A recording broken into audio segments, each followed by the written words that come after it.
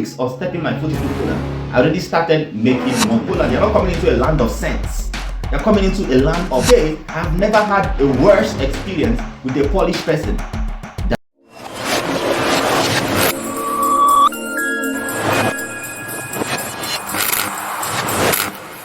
What's up guys, and how are you doing? Welcome to my YouTube channel once again. Today I'm going to be sharing with you guys an important story which I title my worst experience in Poland. Now this is a story of how a Polish guy tried to guy a Nigerian guy, or as people will put it, tried to scam me, which is actually very hilarious because of course I know better than him. This story is very important for you that is viewing this now because you are going to find yourself in this particular spot. You cannot avoid it 9 times out of 10 because this is normally the spot from which so many people start out their life in Europe.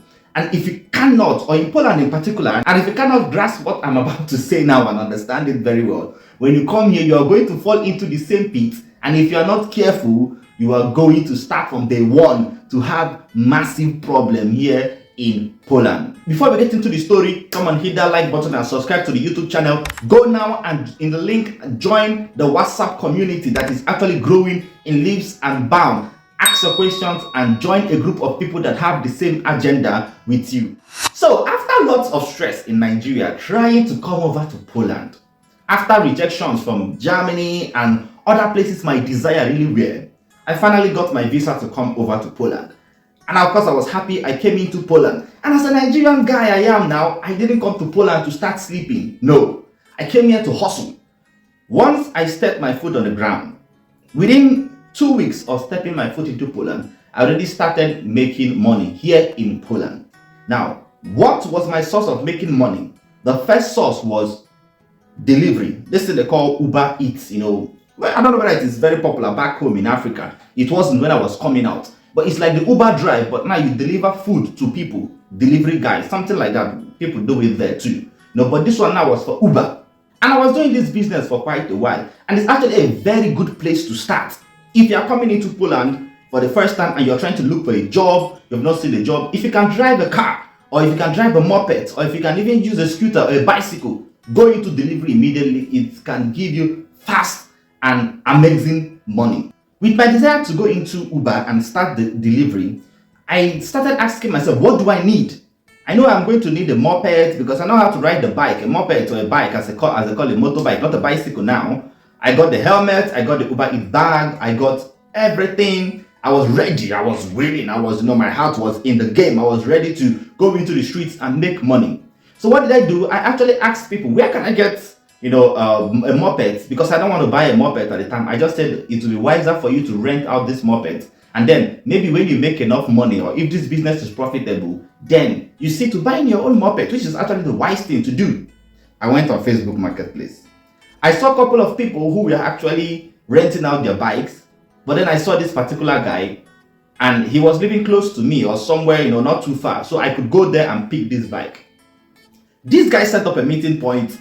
We went there, I picked up the bike and brought it back home. I started using this bike for business. It was really making good money. Of course, I'm a hustler.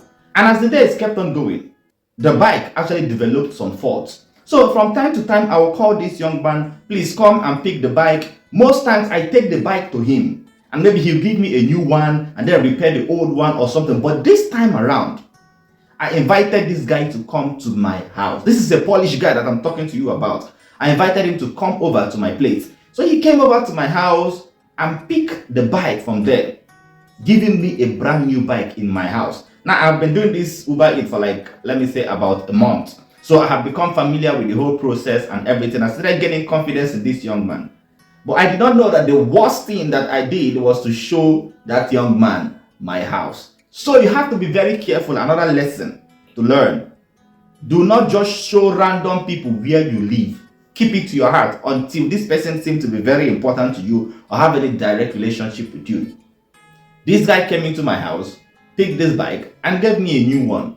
I continued on my day, beautifully and very happy until this fateful Sunday when the bike developed another problem. I called the young man on phone and told him this bike has developed another problem again. I don't know whether it is you that is doing this thing, you're giving me a spoiled bike or something like that. And the guy said, oh no, it's not my fault. I don't know what you're doing to it. But he decided to come over to my house and pick the bike. That day was also a football match for the Nigerian community. I think the Nigerian community and other countries, Zimbabwe and the rest of them. I went for that match and I had called the guy to come. So there was a little bit of a delay on my part. This guy came to my house first. Of course, I expected him to wait for me to come. And when I came there, I saw him. He was seated right in front of my house. And I'm like, oh, you're here already. Let's go inside so that you can see the bike. And I step inside the house and look around. 1, 2. The bike was no longer where I parked it. And it was so funny. The bike was no longer where I parked it. And I said, what the hell is happening? I started looking for the bike around, going around. Oh my God, the bike is no longer here. And the man looked at me and said, wow, you started to ginger. You are going to pay for it, blah, blah, blah, all of these things. And I became really agitated and really scared at the time. But God willing, this is a white man's land. And one thing about this place is there is always CCTV monitoring you. So you have to be very careful, whatever you are doing. There's always CCTV in one corner or another corner monitoring what you're doing. And this guy did not know that there was a CCTV in my house, right exactly where I parked this machine. So I said, oh, look at that. There's a CCTV here. Don't worry. We are going to take the CCTV footage and go to the police station. And then the police are going to help us to find this bike. And immediately I said that and he saw the CCTV. The man became very much agitated. He was like, okay, don't worry, don't call the police, don't do anything. I'm going to get the machine. I'm going to go out and find it. I was like, bro, how in the world are you going to go out and find your machine, which is like finding a needle in a haystack? I said nothing about it, but I let him go since, he just left me because the whole situation was crazy. He has left me, so I'm like, okay, let me just calm down. Moving on from there, after about a day or two, he called me on phone and he was like, I found a machine somewhere on the road, blah, blah, blah, that I should give him the key to the machine now. And so that he's going to... And I'm like, wait, something is not right here. You said you found the key to the machine, you found the machine where? He said on the road, I should bring the key. He was only hammering on I should bring the key. And then something struck me in my head. I'm like, this guy tried to play you. This guy came into this compound and stole that machine and then tried to lay the blame on you. A Polish guy, he wouldn't believe that. This is me being in Poland not even up to 2 months. I was so new. So it was a shock to my bone marrow.